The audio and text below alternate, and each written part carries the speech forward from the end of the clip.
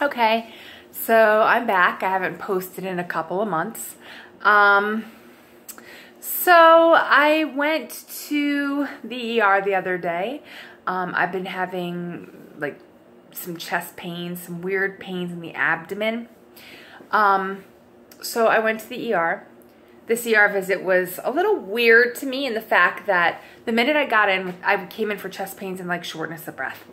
So the minute I got into the ER, they did an EKG, and then they put an IV in, which of course this vein didn't work properly, so they had to go to this arm and put one in there. So they did the cardiac, I guess they took blood for cardiac enzymes.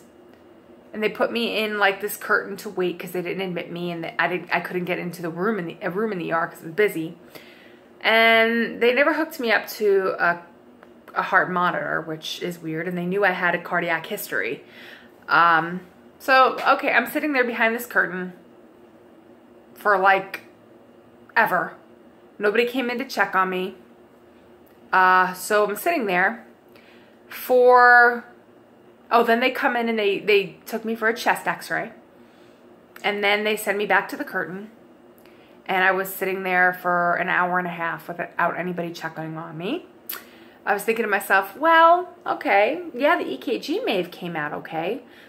But what if there was something else wrong and the EKG didn't pick it up? I could have died behind that curtain and they wouldn't have cared. When the doctor came in, I explained to him what was going on. I explained that I have a heart history. And I told him my cardiologist name, and he's like, oh yeah, he does rounds here and everything, Oh yeah, we know him. So finally, about 2.5 hours later, they let me go. They're like, well, we know you're having issues, but you're not having a heart attack, so we really can't treat you for anything else. As long as you're not having a heart attack, you're good to go. And they let me go. But thank God I kept the doctor's appointment I had, because I had called my cardiologist and asked if I could make an appointment. And they're like, well, if you're not feeling weird, just go to the ER because the doctor's not here today. So I made an appointment for 2 days later. So I was in the ER, go home, go to work the next day. Then the next day after that, I have an appointment with my cardiologist. I get to my cardiologist appointment and I'm talking to him and I'm like, did they ever tell you that I was in the ER? He's like, no. So I went to the ER for like chest pains and stuff. They didn't hook me up to a monitor, and I have a previous heart condition, and they didn't even tell my cardiologist that I was there. That was really good. I don't know if that's proper protocol or not. It probably is, but then they wonder why people die in the ERs or get sent home and they die. They called me the day after, and they were like, oh, we're just following up. Is everything okay? And I'm like, well, why are you making the follow-up phone call? Obviously, I don't know. So, that just pissed me off a little bit that they didn't even tell him that I was in there. Okay. But I went to my cardiologist and he said that, he didn't really say it was all normal, but he asked me how I've been feeling, and I said I've been getting very short of breath lately, more palpitations, a little bit more chest pains. He asked me if my ankles were getting swollen. I said no. He asked me if I wake up in the middle of the night with chest pain and not being able to breathe, and I said no. So I don't think I'm in heart failure yet, which is good. That's really good. But instead of getting the echo done, I was supposed to have an appointment the middle of this month to get an echo, and then at the end of the month was my 6-month checkup with him.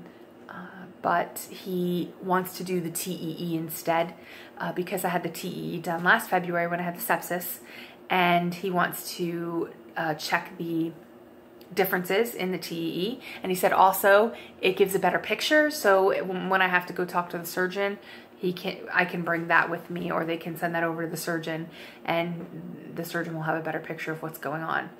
So he mentioned surgeon, and I know it's in the horizon. I know it's coming. If not this year, then next year. I just know it's coming. And it's freaking me out a little bit. I'm trying not to think about it. I've been through it 3 times before, but it doesn't mean I want to go through it again. It's not like, ooh, this is exciting.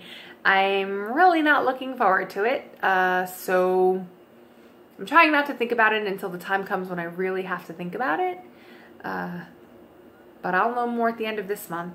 And then I'll probably post something if it's letting you know, but I'm trying not to think about it. But that's what's been going on with me lately, and I just thought I'd do a little mini update, and I'll probably do one again at the end of this month, just to talk about how it's going. And you know, it's weird because there's no, like, I can't find any blogs or any like any websites or anything that talk about aortic valve regurgitation and the symptoms of aortic valve regurgitation and things like that. Like so I don't know. So when something happens to me, I'm feeling like, is this normal? Is this normal for this condition? Am I freaking out? Am I making it worse? Am I over exaggerating? Does it have to do with this condition? Is it something else? You know, so all these things like race in your mind. And I just wish there was like a forum, you know, that you could talk to other people who have aortic valve regurgitation and be like, hey, do you find that this happens to you? And do you find that happens to you? Because everywhere you look, the symptoms are all the same. They're the blanket symptoms. They are, shortness of breath, swelling in the ankles, hard to breathe when you lay flat. Yeah, I have all those symptoms except swelling in the ankles, but you know, like, I have those blanket symptoms, but there's other symptoms too, and I just want to know if that's part of it. So anyway, that's my update, and wish me luck for the end of the month. Bye.